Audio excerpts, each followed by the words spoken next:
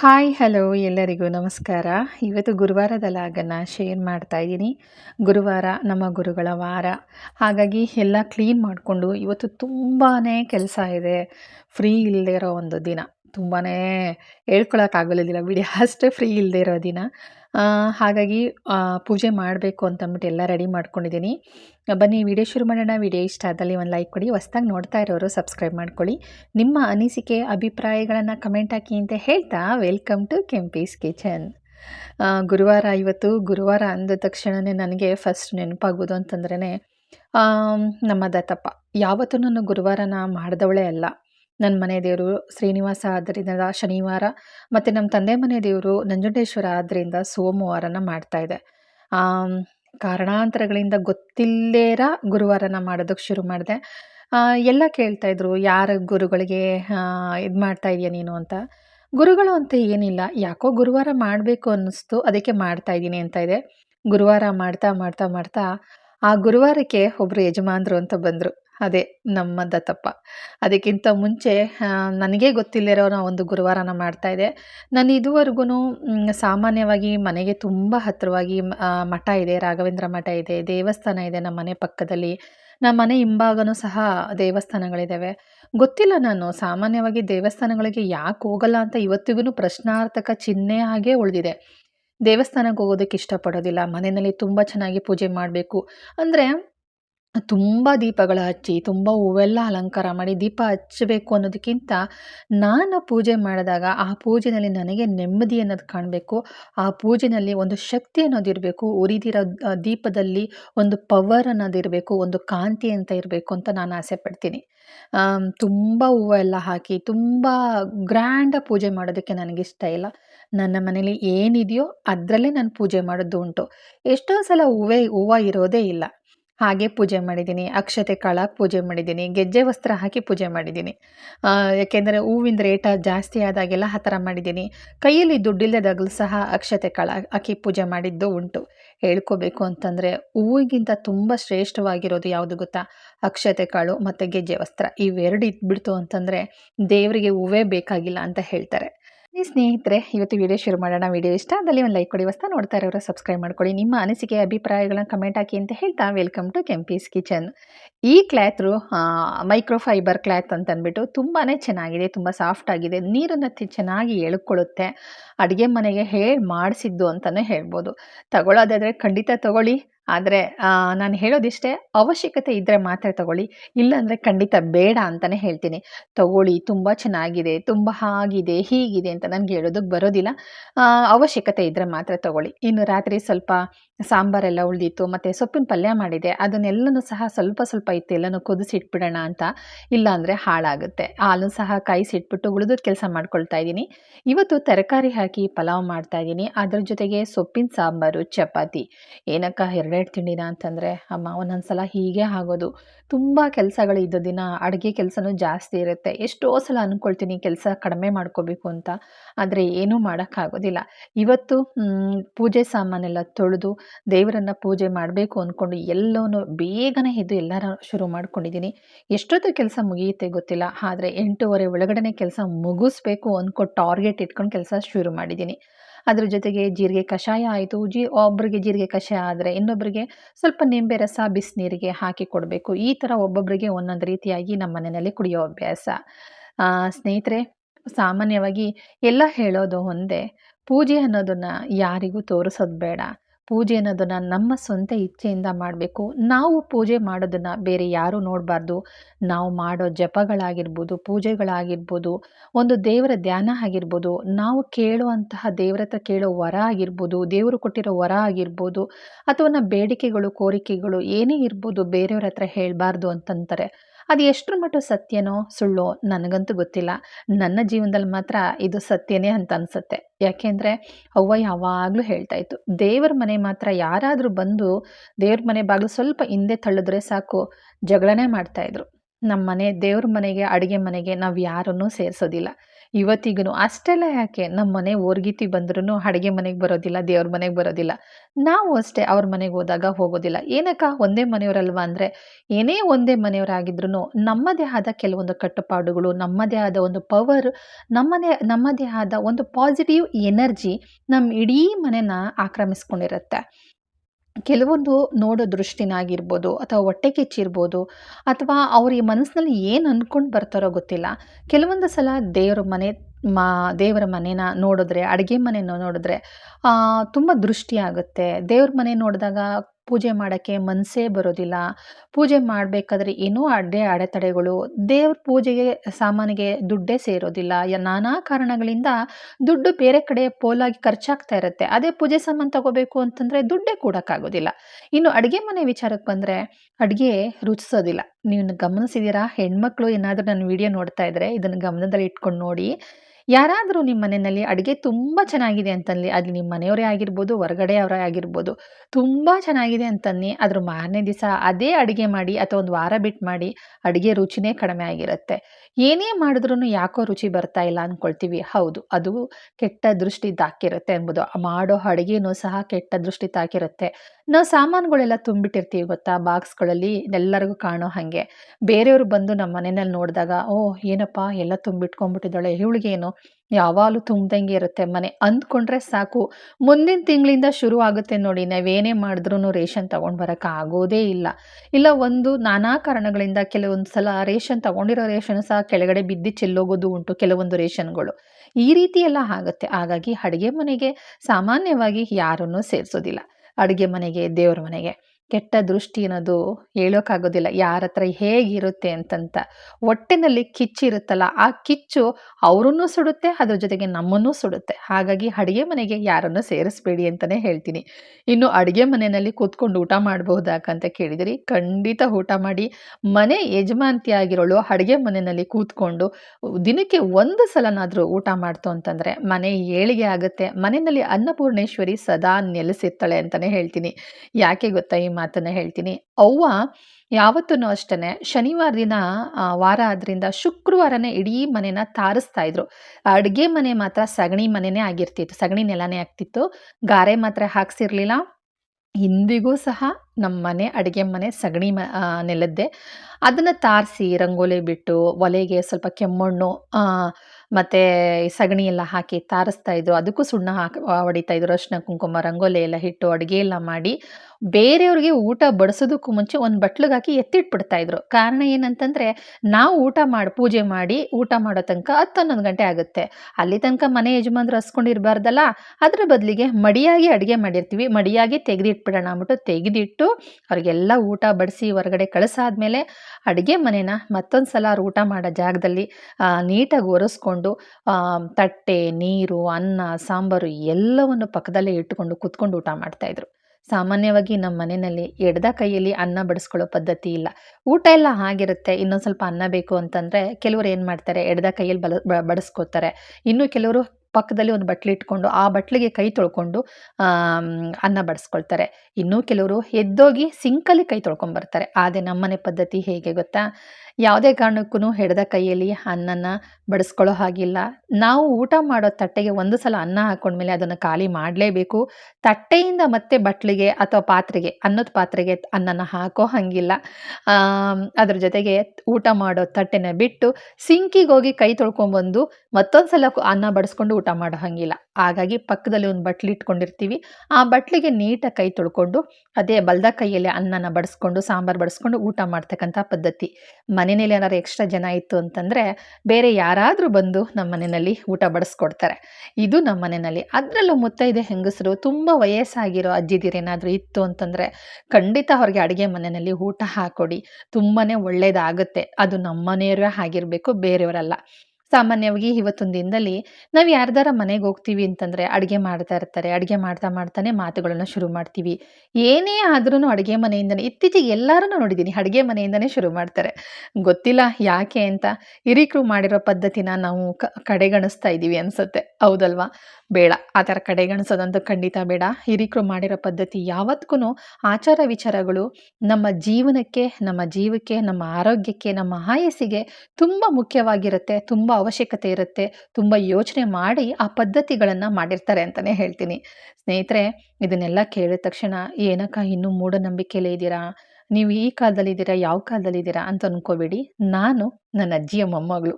ಅಜ್ಜಿ ಮಾತು ಮೀರಿ ನಾನು ಏನೂ ಮಾಡೋದಿಲ್ಲ. ಅಜ್ಜಿ ಬೈಯೋದಕ್ಕೆ ಶುರು ಮಾಡಿದ್ರೆ ಅದು ಅಕ್ಷರಗಳಾಗಿರೋದಿಲ್ಲ, ಶಬ್ದಗಳು ಶಬ್ದಗಳಾಗಿರೋದಿಲ್ಲ.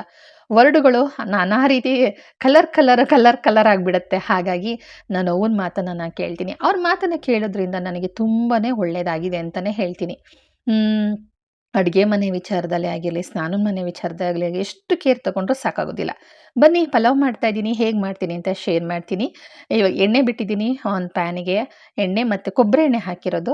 ಈರುಳ್ಳಿ ಕಟ್ ಮಾಡಿ ಹಾಕಿದ್ದೀನಿ, ಸೋಂಪು, ಚಕ್ಕೆ, ಲವಂಗ, ಒಂದು ಏಲಕ್ಕಿ, ಹಾಗೆ ಒಂದು 2 ಎಲೆ ಸ್ಟಾರನ್ನು ಹಾಗೆ ಒಗ್ಗರಣೆಗೆ ಹಾಕಿದ್ದೀನಿ. ಒಗ್ಗರಣೆಗೆ ಹಾಕಾದ್ಮೇಲೆ ಸೋಯಾ ಚಂಕ್ಸನ್ನು ಬೇಯಿಸಿ ಹಿಂಡಿಟ್ಕೊಂಡಿದ್ದೆ, ಅದನ್ನು ಮತ್ತು ಕ್ಯಾರೆಟು ಮತ್ತು ಬೀನ್ಸ್ ಇಷ್ಟನ್ನು ಹಾಕಿ ಚೆನ್ನಾಗಿ ಹುರ್ಕೊಳ್ತೀನಿ. ಹುರ್ಕೊಂಡು ಆದಮೇಲೆ ನಾನು ಇವಾಗ ಶುಂಠಿ ಬೆಳ್ಳುಳ್ಳಿ ಪೇಸ್ಟನ್ನು ಗ್ರೈಂಡ್ ಮಾಡಿ ಇಟ್ಕೊಂಡಿದ್ದೆ, ಅದನ್ನು ಹಾಕ್ಕೊಂಡು ಟೊಮೊಟೊನೂ ಹಾಕ್ಕೊಂಡು ಜೊತೆಗೆ ಕೊತ್ತಂಬರಿ ಸೊಪ್ಪು, ಪುದೀನ ಸೊಪ್ಪು ಹಾಕ್ಕೊಂಡು ರುಚಿಗೆ ತಕ್ಕಷ್ಟು ಉಪ್ಪನ್ನು ಹಾಕ್ಕೊಂಡು ಚೆನ್ನಾಗಿ ಟೊಮೊಟೊ ಬೇಯೋವರೆಗೂ ಚೆನ್ನಾಗಿ ಹುರ್ಕೊಳ್ತೀನಿ. ಈ ರೀತಿ ಹುರಿಯೋದ್ರಿಂದ ತುಂಬ ಚೆನ್ನಾಗಿರುತ್ತೆ. ಸೋಯಾ ಚಂಕ್ಸ್ಗೆ ಸ್ವಲ್ಪ ನೀರು, ಎಣ್ಣೆ ಹಾಕಿ ಚೆನ್ನಾಗಿ ಬೇಯಿಸಿ ಹಿಂಡಿಟ್ಕೊಂಡಿದ್ದೆ, ಆಯಿತಾ. ಇವಾಗ ಚಿಲ್ಲಿ ಪೌಡರ್ ಮತ್ತು ಸ್ವಲ್ಪ ಅರಿಶಿನ ಪುಡಿ ಹಾಕಿ ಚೆನ್ನಾಗಿ ಹುರ್ಕೊಳ್ತೀನಿ. ನಾನಿಲ್ಲಿ ಯಾವುದನ್ನು ಗ್ರೈಂಡ್ ಮಾಡಿಲ್ಲ, ಚಕ್ಕೆ ಲವಂಗನ ಹಾಗೆ ಹಾಕಿದ್ದೀನಿ. ಸಿಂಪಲಾಗಿರುತ್ತೆ, ಹೆವಿ ಅನಿಸೋದಿಲ್ಲ ಮಸಾಲ, ತುಂಬ ಚೆನ್ನಾಗಾಗುತ್ತೆ ಟೇಸ್ಟಿಯಾಗಿ. ನಿಮಗೇನಾದ್ರೂ ಇನ್ನೂ ಜಾಸ್ತಿ ಮಸಾಲೆಗಳು ನಾನು ತಿನ್ನೋಕ್ಕಿಷ್ಟ ಅಂದರೆ ಖಂಡಿತ ಎಕ್ಸ್ಟ್ರಾ ಮಸಾಲೆಗಳನ್ನ ಸೇರಿಸ್ಕೋಬೋದು. ಸಿಂಪಲಾಗಿ ಮಾಡಿದ್ದೀನಿ, ತುಂಬಾ ಬೇಗ ಆಗಿತ್ತು, ತುಂಬಾ ಟೇಸ್ಟಿಯಾಗಿತ್ತು ಮಾತ್ರ. ಖಂಡಿತ ಟ್ರೈ ಮಾಡಿ ಸ್ನೇಹಿತರೆ. ನಾನು ಇದು ಫಸ್ಟ್ ಟೈಮ್ ಈ ಥರ ಚಕ್ಕೆ ಲವಂಗ ಏನನ್ನು ಕೊಟ್ಟು ಪುಡಿ ಮಾಡ್ದಿರ, ರುಬ್ದಿರ, ಹಾಗೆ ಉಂಡೆ ಉಂಡೆ ಸ್ಪೈಸಸ್ನ ಹಾಕಿ ಮಾಡಿರೋದು. ಎಷ್ಟು ಟೇಸ್ಟ್ ಆಗಿತ್ತು ಗೊತ್ತಾ. ಅವ್ವ ಹೇಳೋದು, ಚಕ್ಕೆ ಲವಂಗನ ಬಿಸಿನೀರು ನೆನೆ ಹಾಕ್ಬಿಡು, ಒಂದು ಅರ್ಧ ಗಂಟೆ 1 ಅವರ್ ಬಿಟ್ಬಿಟ್ಟು ಅದೇ ನೀರನ್ನು ಹಾಕಿ ಪಲಾವ್ ಮಾಡು, ಐಕ್ಳು ಬಾಯಿಗೆಲ್ಲ ಚಕ್ಕೆ ಲವಂಗ ಸಿಕ್ಕಿದ್ರೆ ತಿನ್ನೋದಿಲ್ಲ ಅವು ಅಂತಿದ್ರು. ಅದರ ಅರ್ಥ ನನಗೆ ಇವಾಗ ಅರ್ಥ ಆಯಿತು, ಆಯಿತಾ. ಇವಾಗ ಅಕ್ಕಿನ ಹಾಕ್ಬಿಟ್ಟು ಚೆನ್ನಾಗಿ ಹುರ್ಕೊಂಡು ಅಳತೆ ತಕ್ಕಷ್ಟು ನೀರನ್ನು ಹಾಕಿ, ಈ ಟೈಮಲ್ಲಿ ಉಪ್ಪು, ಹುಳಿ, ಖಾರ ಎಲ್ಲ ನೋಡಿಕೊಂಡು ಕುಕ್ಕರ್ ಮುಚ್ಚಳ ಮುಚ್ಚಿ 2 ವಿಸಲ್ ಬರ್ಸ್ಕೊಳ್ತೀನಿ. ಇದ್ರ ಜೊತೆಗೆ ಸ್ವಲ್ಪ ಮೊಸರು ಬಜ್ಜಿ ಇದ್ದರೆ ಸರಿ ಅಂತ ಅಂದ್ಬಿಟ್ಟು ಮೊಸರು ಬಜ್ಜಿನ ರೆಡಿ ಮಾಡ್ಕೊಳ್ತಾ ಇದ್ದೀನಿ. ಇದಿಷ್ಟು ಪಲಾವ್ ಕತೆ ಆಯಿತು. ಖಂಡಿತ ಈ ಪಲಾವ್ನ ಟ್ರೈ ಮಾಡ್ತೀರಾ. ಜಾಸ್ತಿ ಟೈಮ್ ಹಿಡಿಯೋದಿಲ್ಲ, ಹಬ್ಬಬ್ಬಾ ಅಂದರೆ 10 ನಿಮಿಷದ ಒಳಗಡೆ ಈ ಪಲಾವು ರೆಡಿ ಆಗಿಬಿಡುತ್ತೆ ಸ್ನೇಹಿತರೆ. ಆಮ್, ಹಾಗೆಯೇ ನಾಳೆ ಶುಕ್ರವಾರ, ಇವತ್ತು ಗುರುವಾರ ಅಲ್ವಾ, ನಾಳೆ ಶುಕ್ರವಾರ, ನಾಳೆ 12ನೇ ತಾರೀಕು, 12ನೇ ತಿಂಗಳು, 2025ನೇ ಇಸ್ವಿ. ಲಕ್ಕಿ ಡೇ ಅಂತಲೇ ಹೇಳ್ಬೋದು. ಯಾರಾದರೂ ಮ್ಯಾನಿಫೆಸ್ಟ್ ಮಾಡಬೇಕು ಅನ್ನೋ ಆಸೆ ಇದ್ದರೆ, ದೇವ್ರ ಹತ್ರ ಏನಾರು ಕೋರಿಕೆಗಳು, ಬೇಡಿಕೆಗಳು ಏನಾದರೂ ಇಡಬೇಕು ಅನ್ನೋ ಆಸೆ ಇದ್ದರೆ ಖಂಡಿತ ನಾಳೆ ಬೆಳಿಗ್ಗೆ ಅಥವಾ ಮಧ್ಯಾಹ್ನ ಅಥವಾ ಸಾಯಂಕಾಲ ಯಾವಾಗಲಾದರೂ ಆಗ್ಬೋದು. ಆದರೆ ತುಂಬ ಮುಖ್ಯವಾಗಿ ಬೆಳಗಿನ ಜಾವ ಬ್ರಾಹ್ಮಿ ಮುಹೂರ್ತದಲ್ಲಾಗಿರ್ಬೋದು ಅಥವಾ ಗೋಧೂಳಿ ಲಗ್ನದಲ್ಲಾಗಿರ್ಬೋದು, ಖಂಡಿತ ದೇವ್ರ ಹತ್ರ ಪ್ರಾರ್ಥನೆ ಮಾಡ್ಕೊಳ್ಳಿ. ನಿಮಗಿಷ್ಟಾನುಸಾರ ದೈವವನ್ನು ಅಥವಾ ಯೂನಿವರ್ಸ್ನ ಕೇಳ್ಕೊಳ್ಳಿ. ನಿಮ್ಗೆ ಏನು ಮುಖ್ಯವಾಗಿರುತ್ತೋ ಅದನ್ನೆಲ್ಲವನ್ನು ಕೇಳ್ಕೊಳ್ಳಿ. ಖಂಡಿತ ಆ ಆಸೆ ಕನಸುಗಳು ಕೈಗೂಡುತ್ತೆ, ಖಂಡಿತ ಸಕ್ಸಸ್ ಕಾಣ್ಬೋದು. ಒಂದು ಏಂಜಲ್ಸ್ ನಂಬರ್ ಅಂತ ಹೇಳ್ತಾರಲ್ವ, ಆ ಥರ ಒಂದು ಏಂಜಲ್ ನಂಬರ್ ಅಂತಲೇ ಹೇಳ್ಬೋದು. ಖಂಡಿತ ಟ್ರೈ ಮಾಡಿ ಸ್ನೇಹಿತರೆ, ಮಿಸ್ ಮಾಡಬೇಡಿ. ನಾಳೆ 12ನೇ ತಾರೀಕು ಮರಿಬೇಡಿ. ಶುಕ್ರವಾರ ಬಂದಿದೆ. ತುಂಬ ರೇರು ಅನಿಸುತ್ತೆ ಈ ಥರ ಬರೋದು. ಬಟ್ ನನಗೆ ಗೊತ್ತಿರೋದನ್ನು ಅಷ್ಟನ್ನು ಮಾತ್ರ ನಾನು ಹೇಳ್ತೀನಿ. ನಾನು ಹೀಗೆ ಮಾಡಿ ಹಾಗೆ ಮಾಡಿ ಅಂತ ಹೇಳೋದಿಲ್ಲ. ನಾನು ಎದ್ದು ಇಷ್ಟೇ ನಾನು ಮಾಡಿದ್ದು, ಬೆಳಗ್ಗೆ ಎದ್ದೇಳ್ತೀನಿ, ಕೈಕಾಲು ಮುಖ ತೊಳಿತೀನಿ. ಚಳಿ ಆದ್ದರಿಂದ ಸ್ನಾನ ಏನು ಮಾಡೋಕ್ಕೆ ಹೋಗೋದಿಲ್ಲ. ಸ್ನಾನ ಮಾಡಿದ್ರೂ ನನಗೆ ತಲೆನೋವು ಶುರು ಆಗುತ್ತೆ. ನೀಟಾಗಿ ಫ್ರೆಶ್ ಅಪ್ ಆಗಿ ಬಂದುಬಿಟ್ಟು ನಾನು ದೇವ್ರ ಮನೆ ಒಳಗಡೆ ಹೋಗೋದಿಲ್ಲ. ದೇವ್ರ ಮನೆಯಿಂದ ಹೊರಗಡೆ ಒಂದು ಚಾಪೆ ಹಾಕ್ಕೊಂಡು ನನಗೇನು ಬೇಕು, ಜಪ ಆಗಿರ್ಬೋದು ಅಥವಾ ಕೋರಿಕೆಗಳಾಗಿರ್ಬೋದು, ಬೇಡಿಕೆಗಳಾಗಿರ್ಬೋದು, ಎಲ್ಲವನ್ನು ನಾನು ಪಾಲನೆ ಮಾಡ್ತೀನಿ. ಅಷ್ಟು ಸುಲಭ ಅಲ್ಲ ಜಪ ಮಾಡೋದು ಅಥವಾ ದೇವ್ರನ್ನ ಕೇಳ್ಕೊಳ್ಳೋದು. ನಾನು ಏನೋ ಕೇಳ್ತಾ ಇದ್ದರೆ ಮನಸ್ಸಲ್ಲಿ ಓಹೋ ದರ್ಶನ್ ಡೆವಿಲ್ ಫಿಲಮ್ ನಾಳೆ ಹೋಗಬೇಕು, ಟಿಕೆಟ್ ಹೆಂಗೆ ಬುಕ್ ಮಾಡಬೇಕು, ಯಾವ ಥರ ಚೆನ್ನಾಗಿರುತ್ತೆ ಅಂತ ಓಡ್ತಾ ಇರುತ್ತೆ. ಬಾಯಲ್ಲಿ ಮಾತ್ರ ಮಂತ್ರ ಓಡ್ತಾ ಇರುತ್ತೆ. ಮಂತ್ರಕ್ಕೂ ಮನಸ್ಸಿಗೂ ಸಂಬಂಧ ಇಲ್ಲದಿರೋ ಹಾಗೆ ಮಾಡುತ್ತೆ. ಕೆಲವೊಂದು ಸಲ ನಾವು ಮಾಡಿರೋ ಪಾಪಗಳು, ಕರ್ಮಗಳು, ದೃಷ್ಟಿ ದೋಷಗಳು ಈ ಥರ ಮಾಡುತ್ತೆ. ಸಾಧ್ಯವಾದಷ್ಟು ಮನಸ್ಸನ್ನು ಕಂಟ್ರೋಲ್ ಇಟ್ಕೊಳ್ಳಿ. ಓಡ್ತಿರೋ ಮನಸ್ಸನ್ನು ಕರ್ಕೊಂಡು ಬಂದು ಮತ್ತೆ ನಾವೇನನ್ನ ಮಾಡ್ತಿದ್ದೀವಿ ಆ ಜಾಗಕ್ಕೆ ನಿಲ್ಲಿಸಿದ್ರೆ ಸ್ವಲ್ಪ ಕಷ್ಟ. ಆದರೆ ಹೋಗ್ತಾ ಅದು ಅಭ್ಯಾಸ ಆಗಿಬಿಡ್ತು ಅಂತಂದರೆ ನಮ್ಮ ರೂಢಿ ಆಗಿಬಿಡುತ್ತೆ. ಹೌದು ಸ್ನೇಹಿತರೆ. ನಾನು ಫಸ್ಟು ಜಪ ಮಾಡ್ಬೇಕಾರೆ ಹೋ ಅಂತ ಆಕಳಿಸ್ತಾ ಇದ್ದೆ. ಇಲ್ಲ ಅಂತ ಹಂಗೆ ನಿದ್ದೆ ಮಾಡ್ಬಿಡ್ತಾ ಇದ್ದೆ. ಜಪ ಮಾಡ್ತಾ, ಮಾಡ್ತಾ ಹಂಗೆ ಗೊರಕೆ ಹೊಡೆದು ಬಿಡ್ತಾ ಇದ್ದೆ. ಇಲ್ವಾ ನಾನು ಆಗ್ಲೇ ನನ್ನ ಫ್ರೆಂಡ್ ಜೊತೆ ಮಾತಾಡೋದು, ನನ್ನ ಕೆಲಸ ಮಾಡೋ ಕಡೆ ಮಾತಾಡೋದು, ನನಗೇನು ಬೇಕು, ನಾಳೆಗೆ ಏನು ಬೇಕು, ಯಾವ ಥರ ಬಟ್ಟೆ ಹೊಲಿಸ್ಕೋಬೇಕು, ಯಾವ ಥರ ಬ್ಲೌಸ್ ಹೊಲಿಸ್ಕೋಬೇಕು, ಡ್ರೆಸ್ ಯಾವ ಥರ ಹೊಲಿಸ್ಕೋಬೇಕು, ಒಡವೆ ಯಾವ ಥರ ಮಾಡಿಸ್ಕೋಬೇಕು, ಎಲ್ಲ ಬಿಟ್ಟು ಸೀರಿಯಲ್ಸ್ ಕಡೆ ಓಡೋಗ್ತಿತ್ತು ನನ್ನ ಮನಸ್ಸು. ಯಾವುದು ಇಲ್ಲ ಅಂದರೆ ಫಿಲಮ್ ಕಡೆ ಓಡೋಗ್ತಿತ್ತು. ಇಲ್ಲಾಂದ್ರೆ ಯಾವುದೋ ಒಂದು ಹಾಡು ಮನ್ಸಲ್ಲಿ ಬರ್ತಿತ್ತು. ಆಮೇಲೆ ತಕ್ಷಣ ನೆನಪು ಮಾಡಿಕೊಂಡು ಅಯ್ಯಯ್ಯೋ! ನಾನು ಜಪ ಮಾಡ್ತಿದ್ವಲ್ಲ ಅಂದ್ಕೊಂಡು ಮತ್ತೆ ಜಪ ಮಾಡೋಕೆ ಶುರು ಮಾಡುವೆ. ಈ ಥರ ಎಲ್ಲ ತಪ್ಪುಗಳನ್ನ ನಾನು ಮಾಡಿದ್ದೀನಿ. ಮತ್ತೆ ಅದನ್ನು ಕರ್ಕೊಂಡು ಬಂದು ಮತ್ತದೇ ಸ್ಥಾನಕ್ಕೆ ಕೂರಿಸ್ಬೇಕು ಅಂದರೆ ತುಂಬಾನೇ ಕಷ್ಟ. ಆದರೆ ಪ್ರಯತ್ನ ಪಡಿ. ಜಪ ಅನ್ನೋದು ಅಷ್ಟು ಸುಲಭ ಅಲ್ಲ. ಧ್ಯಾನ ಅನ್ನೋದು ಅಷ್ಟು ಸುಲಭ ಅಲ್ಲ. ಮನಸ್ಸು ಕುದುರೆ ಕಂಡಂಗೆ ಓಡ್ತಾ ಇರುತ್ತೆ. ಆ ಕುದುರೆ ಕಂಡಂಗೆ ಓಡುವಂಥ ಮನಸ್ಸನ್ನು ಹಿಡಿದು ಕಟ್ಟಾಕೋದೇ ಜಪ ಮತ್ತು ಧ್ಯಾನ. ಇವೆರಡು ಕಂಟ್ರೋಲಲ್ಲಿ ಇರ್ತು ಅಂತಂದರೆ ಮುಂದೆ ನಾವೇನು ಮಾಡಬೇಕು, ನಾವೇನು ಗುರಿ ತಲುಪಬೇಕು, ನಾವೇನು ಕೆಲಸ ಮಾಡಬೇಕು ಅನ್ನೋದು ಗೊತ್ತಾಗುತ್ತೆ. ಜೊತೆಗೆ ಮುಂದೆ ಆಗೋ ತೊಂದರೆಗಳು, ಅನಾಹುತಗಳು, ಕೆಲವೊಂದು ಸೆನ್ಸ್ ಅಂತ ಹೇಳ್ತೀವಲ್ಲ, ಅದು ಖಂಡಿತ ಎಲ್ಲರಿಗೂ ಅರ್ಥ ಆಗುತ್ತೆ. ಏಕೆಂದರೆ ಇದನ್ನು ಪ್ರಯತ್ನ ಪಡಿ. ಖಂಡಿತ ನೆಗ್ಲೆಕ್ಟ್ ಮಾಡಕ್ಕೆ ಹೋಗಬೇಡಿ ಆಯಿತಾ. ಬನ್ನಿ ಇವತ್ತು ಸ್ನಾನ ಮಾಡ್ಕೊಂಡು ಬಂದು ಮನೆಯೆಲ್ಲ ಒರೆಸ್ಕೊಂಡು ಬಂದೆ. ಸ್ನಾನ ಮಾಡಾಯಿತು. ಆಮೇಲೆ ನೀಟಾಗಿ ಇವಾಗ ಹೂವು ತೊಗೊಂಡಿದ್ದೆ. ಎಲ್ಲನೂ ಒಂದೊಂದೇ ಹೂವನ್ನ ಬಿಡಿಸಿಟ್ಕೊಂಡು ಈ ಥರ ದೇವರಿಗೆ ನಾನು ಮುಡಿಸ್ತೀನಿ. ಹಾರದ ಥರ ಮಾಡಿ ಮುಡಿಸೋದಕ್ಕಾಗೋದಿಲ್ಲ. ಬಟ್ ನಾವು ಹೇಗೆ ಇದ್ದೀವೋ ಬಾಡಿಗೆ ಮನೆಯಲ್ಲಿ ಹಾಗೆ ಸ್ವೀಕಾರ ಮಾಡಿದ್ದೀನಿ. ಈ ಮನೆಯಲ್ಲಿ ಯಾವುದೇ ಒಂದು ಶೆಲ್ಫ್ ಆಗಿರ್ಬೋದು, ಕಬೋರ್ಡ್ ಆಗಿರ್ಬೋದು ಏನೂ ಇಲ್ಲ. ಬಂದಿದ್ದೀವಿ. ಬಟ್ ಲಕ್ಕಿ ಮನೆ ಇದು. ಆ ಕಾರಣಕ್ಕೋಸ್ಕರ ಬಂದಿದ್ದೀನಿ. ಇನ್ನೊಂದೇನೆಂದರೆ ಈ ಮನೆಗೆ ಬಂದಮೇಲೆ ಗೊತ್ತಾಯಿತು ಇದು ಖ್ಯಾತ ಚಲನಚಿತ್ರದ ಚಿತ್ರನಟಿಯವರದು ಒಂದು ಮನೆ ಅಂತ.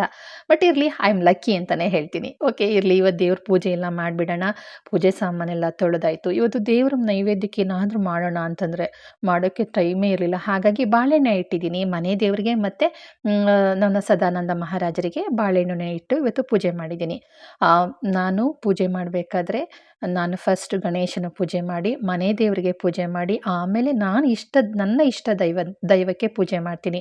ಪೂಜೆ ಮಾಡಬೇಕಾದ್ರೂ ಶ್ರೀನಿವಾಸ ನಿನ್ನ ಕೃಪೆಯಿಂದ ನನ್ನ ಮಹಾರಾಜರು ಬಂದಿದ್ದಾರೆ, ನನಗೆ ದತ್ತಪ್ಪ ನನ್ನ ಮನೆಗೆ ಬಂದಿದ್ದಾರೆ. ನಿನ್ನ ಆಶೀರ್ವಾದ ಜೊತೆಗೆ ಅವರ ಒಂದು ಆಶೀರ್ವಾದ, ಅವರ ಶಕ್ತಿನೂ ನಾನು ಬೇಕು, ಅನುಗ್ರಹಿಸು ಅಂತ ಕೇಳಿಕೊಂಡೆ ನಾನು ಪ್ರತಿದಿನವೂ ಪೂಜೆ ಮಾಡೋದು.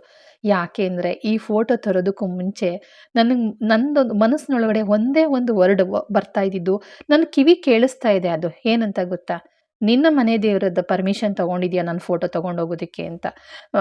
ಆವಾಗ ನನಗೆ ಅಯ್ಯಯ್ಯೋ ಇದೇನು ಹಿಂಗಾಗೋಯ್ತಲ್ಲ ಅಂದ್ಬಿಟ್ಟು ಆ ದಿನ ಕಳೆದ್ಬಿಟ್ಟೆ. ರಾತ್ರಿ ಮಲಗಬೇಕಾದ್ರೂ ಅದೇ ಗುಂಗು, ಮೈಯೆಲ್ಲ ನಡ್ಕೋ ಶುರುವಾಯಿತು. ಮಧ್ಯರಾತ್ರಿನಲ್ಲೇ ಎದ್ದು ಕೈಕಾಲು ಮುಖ ತೊಳೆದ್ಬಿಟ್ಟು, ಪರಮಾತ್ಮ ನೀನು ಪರ್ಮಿಷನ್ ಇಲ್ಲದೆ ದತ್ತಪ್ಪನ ಫೋಟೋ ತಂದಿಟ್ಬಿಟ್ಟಿದ್ದೀನಿ, ಕ್ಷಮಿಸ್ಬಿಡು, ಇನ್ನೊಂದ್ಸಲ ಈ ತಪ್ಪು ಮಾಡಲ್ಲ ಅಂದ್ಕೊಂಡು ಎಲ್ಲ ಕೈ ಮುಗಿದು ಕೂತಿರ್ಬೇಕಾದ್ರೆ ಅಜ ಕೂಗ್ತಾರೆ ಅಂತ ಹೇಳ್ತಾರಲ್ಲ, ಆ ಥರ ಅಲ್ಲಿ ಮಸೀದಿನಲ್ಲಿ ಅಲ್ಲಾ ಕೂಗ್ತಾಯಿದ್ರು. ಆವಾಗ ನನಗೆ ಸಮಾಧಾನ ಆಯಿತು. ಓಕೆ, ಭಗವಂತ ನನಗೊಂದು ಏನೋ ಕೊಟ್ಟಿದ್ದಾರೆ ಅಂತ. ಆದರೂ ಸಮಾಧಾನ ಆಗಲಿಲ್ಲ. ಹೊರಗಡೆ ಇರ್ತಕ್ಕಂತಹ ನಾಯಿಗಳು ಶಕುನನ ತೋರಿಸಿದ್ರು. ನಾನು ನಂಬ್ತೀನಿ ನಾಯಿಗಳ ಶಕುನ ಅಂತಂದರೆ ಅಷ್ಟು ಸುಲಭದ ಮಾತಲ್ಲ.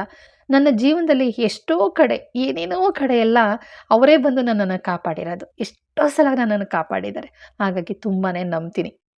ಬನ್ನಿ ಸ್ನೇಹಿತರೆ, ಇವತ್ತು ಸೊಪ್ಪಿನ ಸಾಂಬಾರು ಮಾಡ್ತಾಯಿದ್ದೀನಿ. ತುಂಬ ಅಂದರೆ ತುಂಬಾ ಚೆನ್ನಾಗಿರುತ್ತೆ. ಖಂಡಿತ ಈ ಸೊಪ್ಪಿನ ಸಾಂಬಾರನ್ನ ಟ್ರೈ ಮಾಡೋದನ್ನು ಮರೆಯೋಕ್ಕೆ ಹೋಗಬೇಡಿ.